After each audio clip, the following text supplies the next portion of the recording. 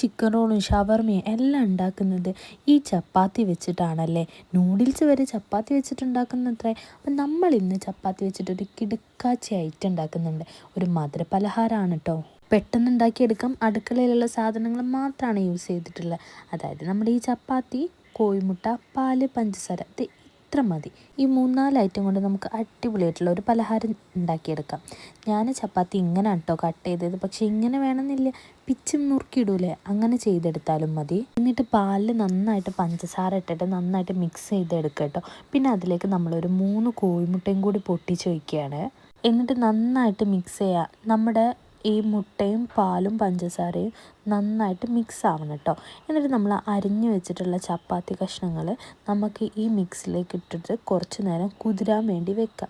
ഞാൻ ഇങ്ങനെയാണ് മുറിച്ചത്. പിന്നാണ് എനിക്ക് തോന്നി ഇതിൽ നിന്ന് മറ്റേ രൂപത്തിലായിരുന്നു എന്ന്. കാരണം ഞാൻ ഇതിനു മുൻപ് അങ്ങനെ മുറിച്ചിട്ടുണ്ടാക്കിയിരുന്നു. ഇതൊരു കുറച്ച് അലങ്കാരമായിപ്പോയി.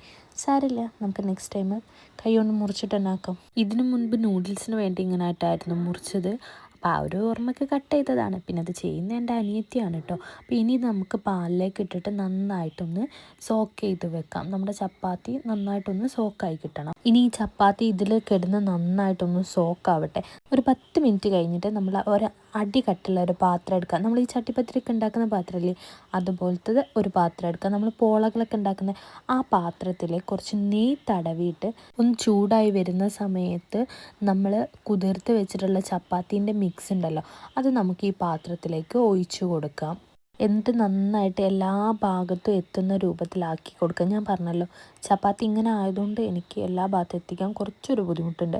പക്ഷെ നമ്മൾ മുറിച്ചിടുകയാണെങ്കിൽ പെട്ടെന്നായി വന്ന പോലെ ഉണ്ടായിരുന്നു കേട്ടോ.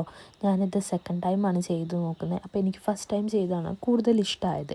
ഇനി ഇത് നമുക്ക് മൂടി വെച്ചിട്ട് ഒരു 10-15 മിനിറ്റ് ലോ ഫ്ലെയിമിൽ നന്നായിട്ട് വേവിച്ചെടുക്കാം. അപ്പോൾ ഇതാ ഒരു 5-6 മിനിറ്റ് കഴിഞ്ഞപ്പോൾ തന്നെ നമ്മുടെ അടിഭാഗം അത്യാവശ്യം നന്നായിട്ട് കുക്കായിട്ട് വന്നിട്ടുണ്ട്. അപ്പോൾ ഇതാ ഒരു പാനിലേക്ക് കുറച്ച് നെയ്യ് തടവിയിട്ട് ഇത് നമ്മൾ തിരിച്ചിടുകയാണ്. എന്നിട്ട് ഒന്നുകൂടെ ആ ഒരു ഭാഗം കൂടി ഒന്ന് മുരിഞ്ഞോട്ടെന്ന് വിചാരിച്ചിട്ട് നമ്മളിത് മൂടി വെച്ചിട്ട് ജസ്റ്റ് ഒന്ന് ഒരു 2-3 മിനിറ്റ് ഇങ്ങനെ ഒരു 2-3 മിനിറ്റ് വേവിച്ചെടുക്കുന്നുണ്ട് കേട്ടോ. അപ്പോൾ അതാ നമ്മുടെ ചപ്പാത്തീനെ കൊണ്ട് ഉണ്ടാക്കിയിട്ടുള്ള സ്നാക്ക് നല്ല അടിപൊളിയായിട്ട് സെറ്റായി വന്നിട്ടുണ്ട്.